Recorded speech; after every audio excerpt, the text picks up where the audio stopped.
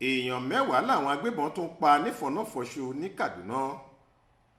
Bóyá ló ti lè tó ọjọ́ mẹ́ta lẹ́yìn táwọn afẹ̀míṣòfò lọ ká àwọn èèyàn Anguan-Wakili níjọba ìbílẹ̀ Sango Katafe mọ́ tí wọ́n sì ṣekú pa àwọn èèyàn 17 tí àwọn agbébọn ọ̀hún tún fi pa àwọn èèyàn 10 míì lọ́jọ́ ìṣẹ́gun túsídẹ̀ẹ́ ọjọ́ 14 oṣù kẹta yìí. A gbọ́ pé wọ́n sì ń wá àwọn kan lọ́wọ́lọ́wọ́ tí wọn ò tí ì lè sọ bóyá wọ́n ti kú tàbí wọ́n wà láàyè.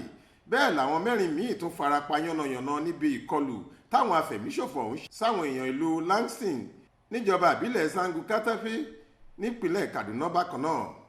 Ní nǹkan bí aago 9 alẹ́ ọjọ́ ìṣẹ́gun túsídẹ̀ẹ́ ọjọ́ 14 oṣù kẹta ọdún yìí làwọn ọ̀dájú ẹ̀dá ọ̀hún ya wọlú ìlú náà tí wọ́n sì bẹ̀rẹ̀ sí yìnbọn léraléra tí wọ́n tún já ṣọ́ọ̀bù àwọn èèyàn ọ̀hún káwọn ẹ̀ṣọ́ aláàbò mọ̀pó tó lé wọn padà. Alága ìjọba ìbílẹ̀ Sango Katafe ọ̀gbẹ́ni Francis Sani lásìkò tó ń fìdí ìṣẹ̀lẹ̀ náà múlẹ̀ bẹnu àtẹ́ lu ìwà aláàbí táwọn èèyàn ọ̀hún hù. Ó wá rawọ́ ẹ̀bẹ̀ síjọba láti kó àwọn òṣìṣẹ́ elétò ààbò lọ́pọ̀ sáwọn agbègbè ìjọba ìbílẹ̀ ọ̀hún láti lè káwọ́ báwọn ẹni ibi yìí ti ń kógun ja ẹ̀mí àti dúkìá àwọn èèyàn náà. Bẹ́ẹ̀ ló tún rọ àwọn èèyàn agbègbè náà pé kí wọ́n ṣe sùúrù pẹ̀lú bí wọ́n ṣe múra láti wá ojútùú sí ìkọlù ọ̀hún. Olórí agbègbè Atiap ìyẹn Atiap Community Development Association ọ̀gbẹ́ni Samache tó fìdí ìṣẹ̀lẹ̀ náà múlẹ̀ fáwọn oníròyìn ṣàlàyé pé òkú 10 ni wọ́n ti rí tí wọ́n sì ń wá àwọn yòókù lọ́wọ́.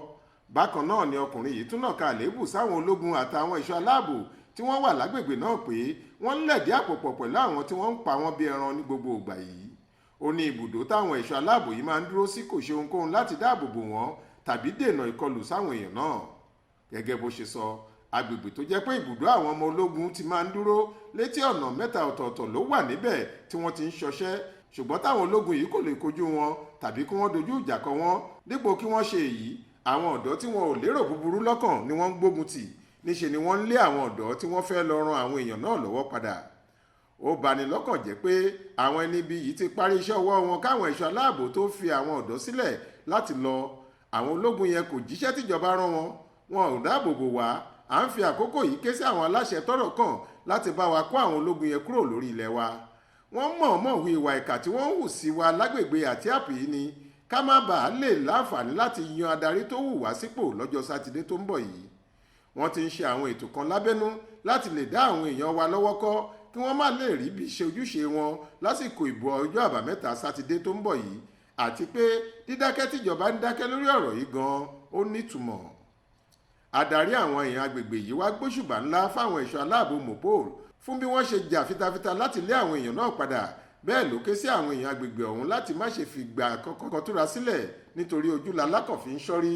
Ó ní kí wọ́n dáàbò bo ìlú àti nǹkan ìní wọn lọ́wọ́ àwọn ọ̀bàyéjẹ́ tí wọ́n fìgbà gbogbo kógun jà wọ́n láti lè gba ilẹ̀ baba ńlá wọn lọ́wọ́ wọn. Monísọ́lá Sàká ló ṣàkójọ ìròyìn yìí fún iléeṣẹ́ tẹlifíṣàn Aláròyé online. Faith Adébọ́lá ló kà á sétí ìgbọ̀nyín.